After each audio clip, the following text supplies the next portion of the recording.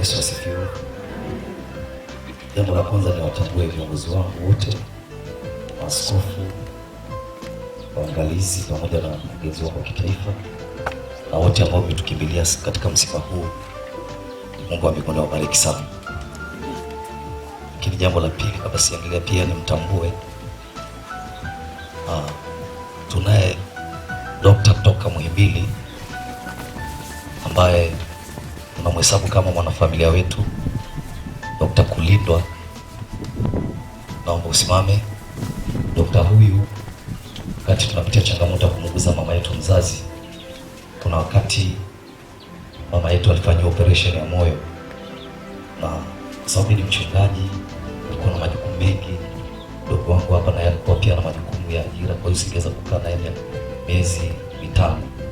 Yeye alimuuguza mama miezi mitano pale hospitali ya Muhimbili, na sasa hivi kila wakati anaenda kliniki mama anafikia kwake. Kwa tumekuwa ndugu, na nimshukuru sana Dr. Mungu akubariki sana. Sasa ifuatayo ni wasifu wa marehemu wa baba yetu mpendwa Peter Mena Lubuva. Kuzaliwa.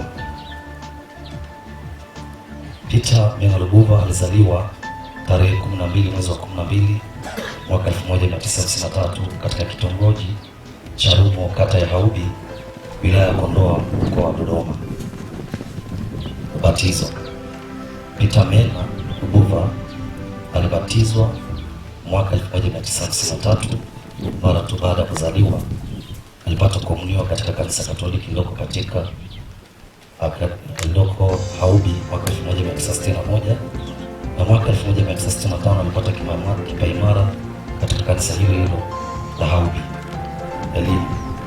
Marehemu baba yetu mpendwa Peter Mena Lubuva alisoma elimu ya middle school kule Soro ilipo Haubi Kondoa mnamo mwaka 1963 hadi mwaka 1966.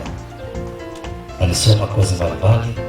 Baada ya hapo ikiwemo kozi za utalii pamoja na lugha. Kazi.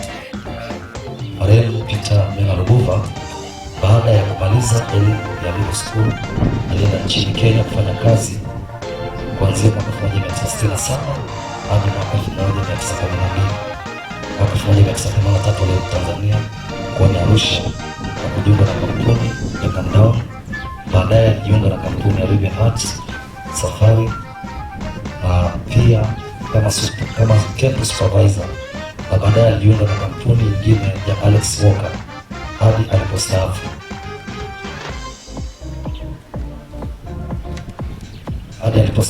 Na kuendelea na maisha yake ya kustaafu. Ndoa.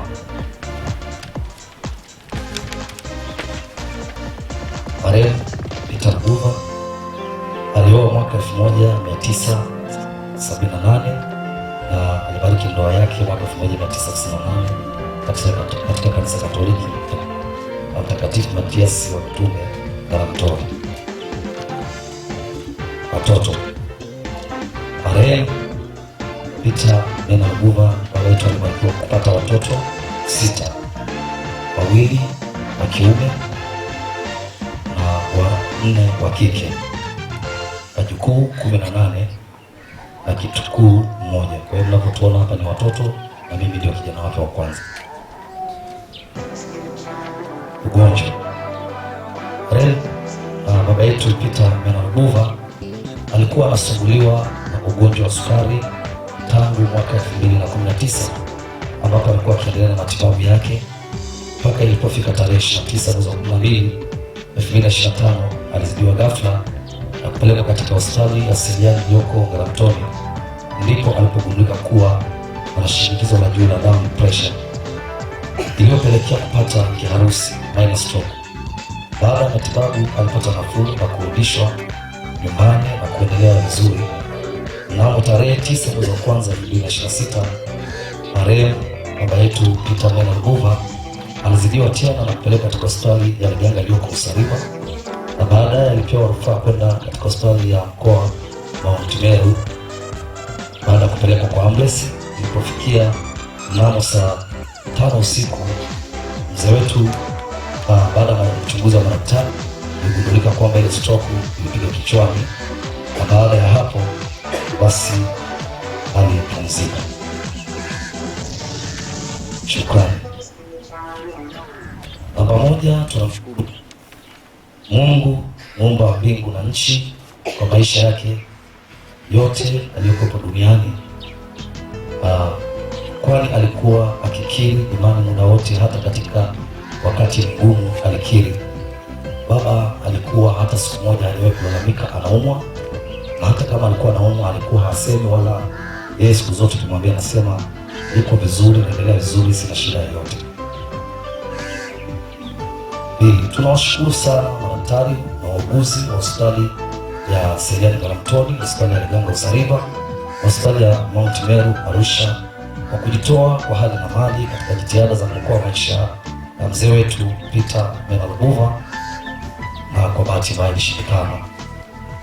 Watatu, tunashukuru familia nzima kwa kushirikiana kwa hali na mali katika matibabu yake na pia katika kuzisha mzee wetu. Namba 4, tunashukuru sana kanisa la Katoliki kumpatia huduma zote za kiroho kipindi chote alipokuwa akiwa hai.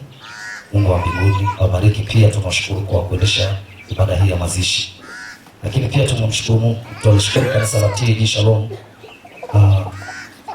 House of Prayer, International House of Prayer Usariva kwa maombi na ushirikiano wao wa hali na mali katika msiba na katika kipindi ambacho cha mwisho cha kuugua kwake. Lakini pia tunawashukuru sana ndugu jamaa na marafiki kwa kushiriki katika matibabu na shughuli zote za msiba na kuja kututia moyo.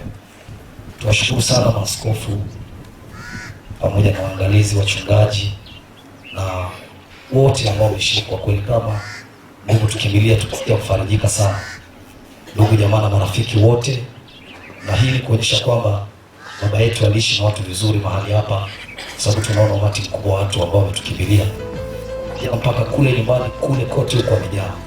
Mungu budi awabariki sana.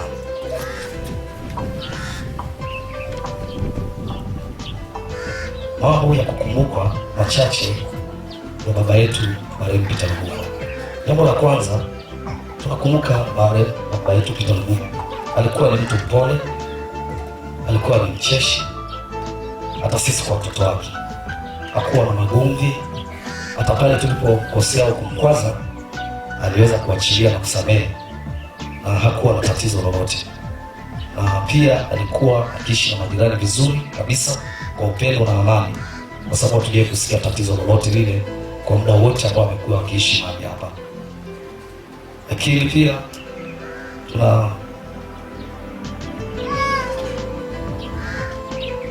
tunamshukuru Mungu la kukumbuka la mzee wetu. Jambo la pili, ninakumbuka siku moja mimi ni mchungaji, nilikuwa nafanya semina pale Magugu, kanisa kwa mchungaji anaitwa Jeremia. Alinipigia simu akaniambia, mchungaji, nakuja kwenye semina. Nikamwambia, baba, unakuja kusemea kutoka Ngaramtoni mpaka huku? Akasema ndio, nataka nije na mimi nihudumiwe na mtoto wangu. Aliposema hivyo, mimi nilikuwa na semina kama ya siku 7. Siku hiyo sikumbuki ni siku gani, siku ya ngapi alikuja, na alikuja na baba mkubwa ambaye yuko hapa. Ghafla nikiwa kwenye semina nikawaona. Baada ya kumaliza semina, wakati tunaombea watu wakaja mbele. Sasa baba yangu sikutaka nimuombee, nikamwomba mchungaji kiongozi alinialika, naomba kumuombea baba yangu. Na pale pale alimuombea na akamkiri Yesu Kristo kama Bwana Mwokozi wa maisha yake. Lakini baada ya kumuombea watu wote wakarudi, yeye pamoja na baba mkubwa wakawa wamebaki pale na baba huyu. Akamwambia, baba, naomba urudi. Akasema, sitarudi mpaka uniwekee mikono niombee na mtoto wangu. Kwa hiyo nikamwekea mkono. Unajua mtoto kwa baba umwekea mkono wakati mwingine ni ngumu, lakini aliniheshimu kama mchungaji na nikamwekea mkono, nikamwombea na akarudi.